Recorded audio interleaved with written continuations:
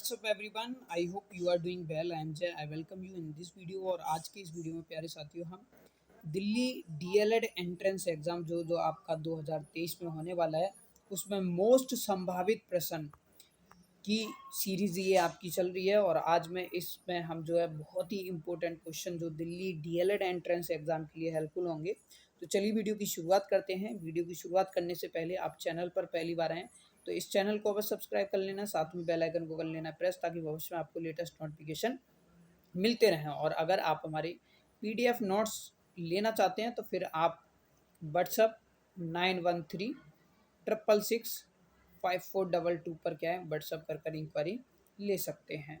तो आज का पहला क्वेश्चन आपकी स्क्रीन पर है और आप इसका आंसर देने की कोशिश कीजिए। क्वेश्चन कह रहा है कि मानव विकास को क्षेत्रों में विभाजित किया जाता है, यानी मानव विकास को किन किन क्षेत्रों में विभाजित किया जा सकता है। ऑप्शन नंबर 1 है शारीरिक, संज्ञानात्मक, संवेगात्मक और सामाजिक।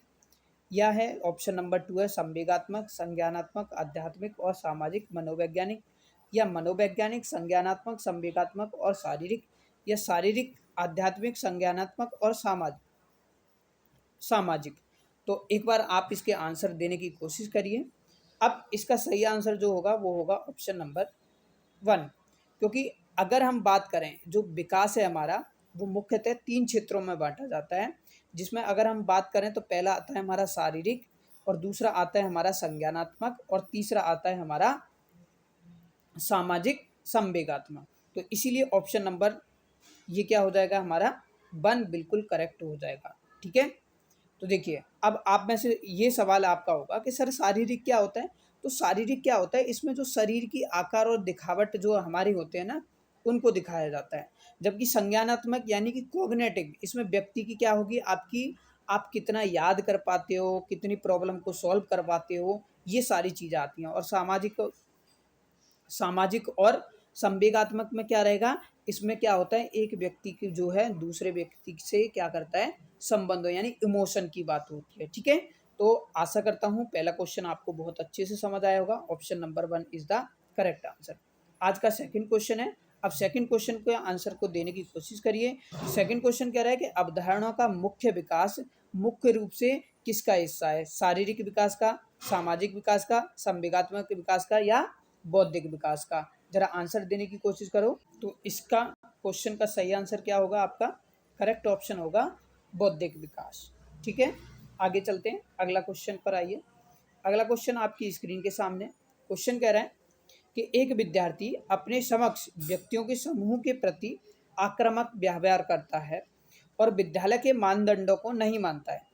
इस विद्यार्थियों को डैश में सहायता आवश्यकता है, किसकी, संज्ञानात्मक क्षेत्र में या मनोज्ञात्मक में या भावात्मक में या उच्च स्तरीय चिंतन में। आंसर देने की कोशिश करिए। तो इस क्वेश्चन का सही आंसर क्या होगा, आपका भावात्मक रहेगा। क्योंकि देखिए आप खुद ही इसको देख पा रहे हो कि एक विद्यार्थी अपने समकक्ष व्यक्तियों के समूह के प्रति क्या है आक्रामक व्यवहार करता है और विद्यालय के मानदंडों को नहीं मानता है। तो इसका मतलब क्या है, वो अभी भावात्मक क्षेत्र में उसका विकास नहीं है, यानी कि इमोशन उसके अभी भी, मैं कहूँ आम बोलचाल की भाषा में, हिले डुले हैं। नेक्स्ट क्वेश्चन पर आइए। अगला क्वेश्चन कह रहा है कि निम्नलिखित में से कौन सा सूक्ष्म गतिक कौशल का उदाहरण है। तो देखिए ये क्या होते हैं हमारे, ये कुछ स्किल्स होती है, जैसे मोटर्स होती है हमारी, एक होती है फाइन मोटर और एक होती है हमारी ग्रोस मोटर। ठीक है, तो ये दो होती हैं, एक होती है फाइन मोटर और एक होती है हमारी ग्रोस मोटर। तो देखिए क्वेश्चन कह रहा है कि निम्नलिखित में कौन सा सूक्ष्म गौतल का उदाहरण है। तो लिखना क्या है हमारा, क्या हो जाएगा, इसका सही आंसर हो जाएगा। तो ऑप्शन नंबर 3 जो है वो क्या है हमारा सूक्ष्म गतिक कौशल का एक उदाहरण है। क्वेश्चन कह रहा है कि मानव का जो विकास होता है वो बताइए गुणात्मक होता है, मात्रात्मक होता है या कुछ सीमा तक अपमानीय, या मात्रात्मक गुणात्मक दोनों होता है। बताइए जल्दी से आंसर देने की करिए। तो जो मानव का विकास होता है वो मात्रात्मक और गुणात्मक दोनों ही होता है, इसलिए ऑप्शन नंबर 4 क्या हो जाएगा, करेक्ट आंसर हो जाएगा। नेक्स्ट क्वेश्चन पर आइए। कह रहा है गतिकी विकास यानी कि प्रेरक विकास का समीप दूराभिमुख सिद्धांत का आशय है। विकास पैरों से सिर की ओर होता है, यह बचपन में जैविकीय परिवर्तनों की श्रृंखला होते हैं। विकास जीव केंद्र से परिधि की ओर अग्रसर होता है, यह विकास सिर से पैर और अभिमुख होता है। आंसर देने की कोशिश करो। इस क्वेश्चन का सही आंसर होगा ऑप्शन नंबर 3। विकास जो है वो जीव केंद्र से परिधि की ओर क्या है, अग्रसर होता है। नेक्स्ट पर आइए। नेक्स्ट क्वेश्चन कह रहा है कि विकास का सिर्फ पदाभिमुख दिशा सिद्धांत व्याख्या करता है कि विकास किस प्रकार से आगे से बढ़ता है। तो ये जो विकास होता है वो सिर से पैरों की तरफ चलता है। ठीक है, ऑप्शन नंबर 1 हो जाएगा इसका। नेक्स्ट पर आइए।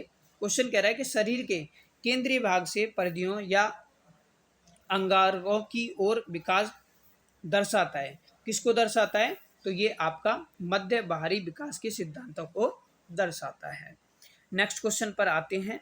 अगला क्वेश्चन कह रहा है कि चालक विकास की दर से व्यक्तिगत विविधताएं होती हैं, फिर भी चालक विकास का क्रम जो है वो कैसा होता है, यहाँ पर आपको बताना है। तो कैसा होता है वो क्या होता है आपका स्थूल एवं सूक्ष्म होता है। ठीक है, तो स्थूल चालक विकार और सूक्ष्म चालक विकास होता है। नेक्स्ट पर आइए। कह रहा है निम्नलिखित सिद्धांत का उनके सही साथ क्या करना है, मैच करना है आपको। तुम्हें ये बताना है समीप धुराभिमुख कौन सा होता है, फिर सिर पदाभिमुख का किसके मैच होगा, इसका मतलब समझाना है आपको। ठीक है, तो ये ऑप्शन यहाँ पर मैं और छोटे कर देता हूँ। तो ये ऑप्शन आपके यहाँ पर गिवन है, ये देखिए ये वाले। ठीक है, इस तरीके से बताइए। तो देखो मैं आपको एक्सप्लेन कर देता हूँ इसको। इसका आंसर जो हो जाएगा वो 4th सही हो जाएगा। ये जो है ना, ये समीप दूराभिमुख जो होता है वो शरीर से जटिल की सॉरी शरीर के केंद्र से बाहर की ओर होता है। तो पहला मैच करेगा हमारा, फर्स्ट मैच कर जाएगा आपका 4th से। फिर बी सेकंड में देखो सिर पदाभिमुख क्या होता है, सिर से पैर के क्रम में होता है। और सी देखोगे, सी जो है हमारा फर्स्ट हो जाएगा, विभिन्न बच्चों से भिन्न भिन्न दर में बढ़ते हैं। और डी अगर देखोगे अंतर अभिव्यक्ति, तो ये आपका थर्ड हो जाएगा। किसी अकेले बच्चे में विकास एक क्षेत्र की अपेक्षा दूसरी में भिन्न हो सकता है। नेक्स्ट क्वेश्चन करो आज का। जब विकास की किसी भी क्षेत्र में विशेष में बच्चे की क्षमता कम हो, जब विकास के किसी भी क्षेत्र विशेष में बच्चे की क्षमता कम हो तो क्या होगा भाई, बताइए क्या होगा। विकास के सभी क्षेत्रों पर उसका क्या है, प्रभाव पड़ेगा, क्योंकि सभी जो है एक दूसरे से क्या है, कनेक्टेड होते हैं। इसलिए कहा जाता है कि शिक्षा में अगर आपने देखा होगा, अगर आपका शरीर स्वस्थ सही है तो उसमें आपकी एजुकेशन में हम कह सकते हैं हेल्थ सही है तो मैं और भी काम सही कर पाऊंगा।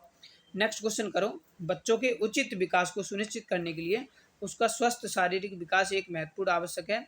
यह कथन जो है आपका क्या यह कथन किसका है, क्योंकि यह कथन सही है या गलत है, मतलब तो ये है आपका सही है, क्योंकि शारीरिक विकास विकास के अन्य पक्षों के अंत से क्या है, संबंधित होता है। यानी कि अगर आप फिजिकली फिट है तो आप मेंटली भी स्ट्रांग होंगे, फिर इमोशनली भी ठीक ही होंगे, और सोशली भी क्या है, आप बिल्कुल ठीक होंगे।